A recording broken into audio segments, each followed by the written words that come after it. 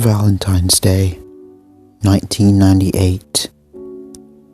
I remember that day when I asked you to be my Valentine. That special bond that I felt was going on between us was increasing, and I wanted to take that to the next level. I remember the look on your face, the happiness and excitement of the day we spent together drained from your face like water running down a plug hole. You said no. I loved you. You know I did.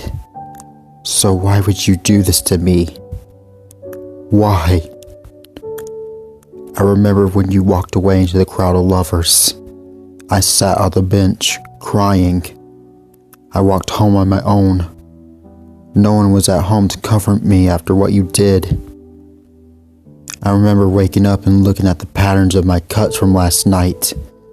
The blood on the carpet was still there from last night.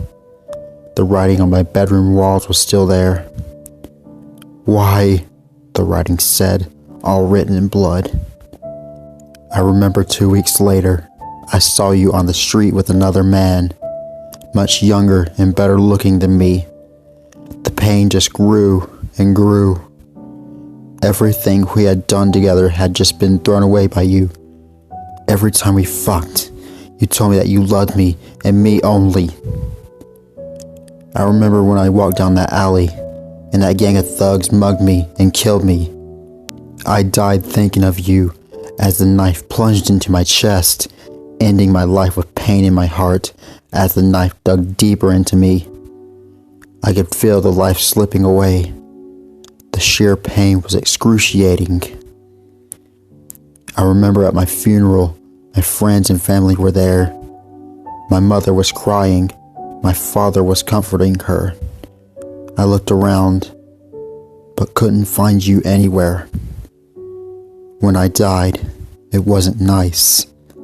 All I could feel was searing pain through my body, as if I was on fire. The pain was excruciating, and I only escaped because I didn't feel complete. I felt I needed something more, and I knew what it was. It was revenge. I don't know how I escaped, but it involved lots of pain. When I got back to Earth, I felt like going straight home to say hey to everyone and say I survived. Then I realized no one could see me, so I just decided to kill the thugs that took away my life. I could still move things, but I was invisible. It was great fun, and I enjoyed it so much. The first one I went for ended up face down on the ground with a cracked skull and no scalp. He never knew what hit him. I used the same knife he used to kill me to carve his pretty little eyes out of their sockets. By this time, the two other assholes had backed into a corner. I ripped the first one's fingers off with my teeth. After that, I cut his eyes out, holding them in the same hand as the others. I knew what I was going to use them for.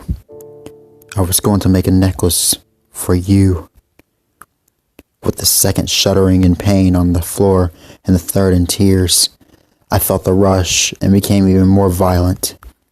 I cracked his jaw with the first uppercut and dislodged his head from his body with the second, and as with the others, I cut his eyes out with the same knife and kept the eyes and knife for later use. I knew where I had to go next. I was going to his house, the one who took you from me.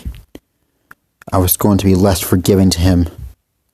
When I first saw him, he knew something was wrong. He could sense me getting closer. I knocked him out with a single punch to the neck, taking out his airway and suffocating him till he collapsed. After that, I surgically cut a hole in his throat so he could breathe. I wanted this to last for as long as possible. He choked up blood and started to wake. On the verge of death, it appeared he could see me. He knew who I was. But you were dead, he stuttered. He was so wrong. I cut his eyes out with him still screaming, then plunged the knife deep into his stomach. watching his intestines pour out onto the cold carpet floor. At least I think it was cold. It was too drenched in blood for me to tell.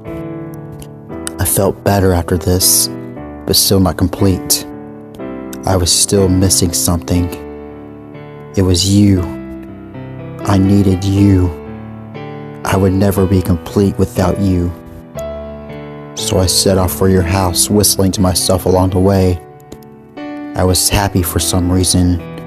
I knew nothing could stop me now as I drew closer. I felt happier and happier. You were surprised to see me. You cried and I told you not to. You wouldn't stop and I tied you up. I got angry, I shouted, I cut you. I put the necklace I made for you on, and you just screamed louder. I plunged the murder weapon that was used on me into your eye, and from then on, we were tied together in a permanent bond. No one would separate us. I was happy now. I could finally rest.